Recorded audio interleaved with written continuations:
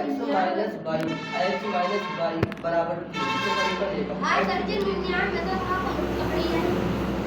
X बटे 3 plus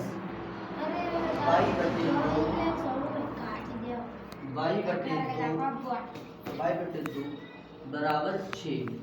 इसे बना दो समीकरण नंबर 2। ठीक है, बात क्लियर है? एक्स माइनस वाई बराबर 3, एक्स माइनस वाई बराबर 3, एक्स बटे 3 प्लस वाई बटे 2 बराबर 6। ठीक, ये हमको दिया है। अब इन्होंने हमसे ये अपनी शर्त रखी है। क्या शर्त है इनकी? इनकी शर्त है, इधर देखिए, इनकी शर्त है, इनकी क्या शर्त है? इन्होंने शर्त रखी है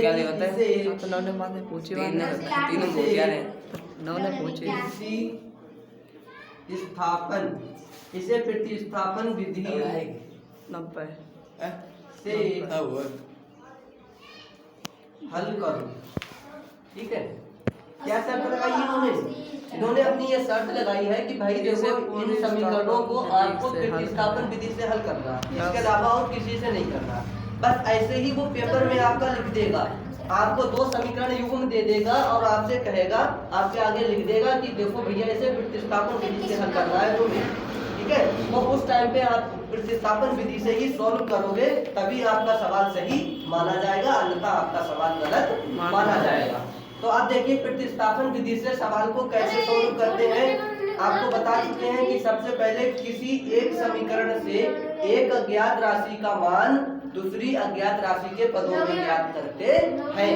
तो किसी भी एक समीकरण से, चाहे पहली से कर लो चाहे दूसरी से कर लो, तो हमें जिससे आसान पड़ता है उससे कर लेते हैं। तो देखिए यहाँ पर हमें समीकरण 1 से आसान पड़ेगा, तो इसलिए हम समीकरण 1 से यहाँ प्रतिस्थापन से करना है,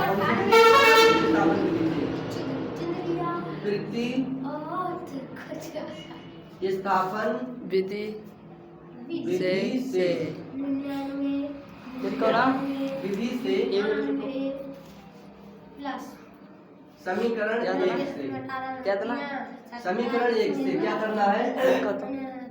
एक्स माइनस का वाई बराबर 3, यहाँ से एक अज्ञात राशि का मान निकालेंगे तो x बराबर यहाँ पे 3, इस y को कहाँ भेज देंगे? इधर। तो ये क्या, ये माइनस का है, इधर जाकर प्लस हो जाएगा y। तो देखिए एक अज्ञात राशि का मान दूसरी अज्ञात राशि के पदों में मिल गया हमें, यानी प्राप्त हो गया। इसे बनाते हैं समीकरण नंबर 3। अब क्या करते हैं, हमने आपको बताया कि जिस समीकरण से ये मान निकालेंगे उसमें ये मान नहीं लगाएंगे। हमने पहली से निकाला तो अब ये वाला मान पहली में नहीं लगाना है, जिससे निकाला उसमें नहीं लगाना है। तो किसमें लगाएंगे? दूसरी में लगाएंगे। ठीक, तो इधर देखिए x का मान समीकरण 2 में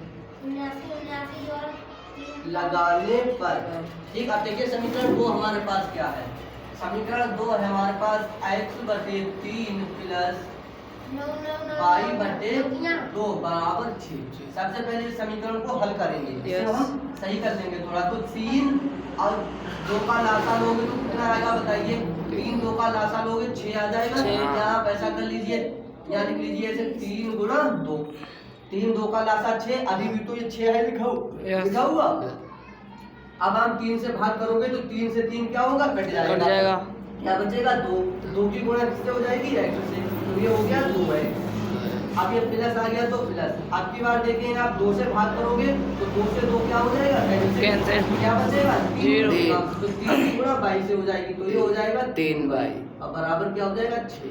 अब देखिए अब इन दोनों की गुणा किससे होगी? 6 से। तो ये हो जाएगा 2x प्लस का 3y बराबर 3 गुणा 6 है। तो यहाँ इस पूरे की गुणा या इससे कर दो, 6 गुणा 3 गुणा 3, इस पूरे की गुणा इससे हो गई। ये हो गया 2x प्लस का 3y बराबर, इसकी गुणा करो 6 3 18 और 18 दूनी 36, कितना आ गया? 36 आ गया आपका। ठीक, अब हमें मान किसका लगाना है यहाँ? ये समीकरण 2 में, ठीक है, x का मान समीकरण 2 में लगाना। अब यहाँ पे x का मान लगा देंगे। x का मान हमारे पास यही तो है, तो लगाइए x का मान 2 गुणा x का मान क्या हो जाएगा? 3 प्लस 22 और प्लस का कितना है 3 बाई, और बराबर क्या रहेगा 36। ठीक, अब 2 3 की गुणा करो, 2 3 या 6, और प्लस कितना हो जाएगा 2 बाई, और प्लस का कितना रहेगा 3 बाई, और बराबर कितना रहेगा 36। इस 6 को हम कहाँ भेज देंगे, इस 6 को हम इधर भेज देंगे।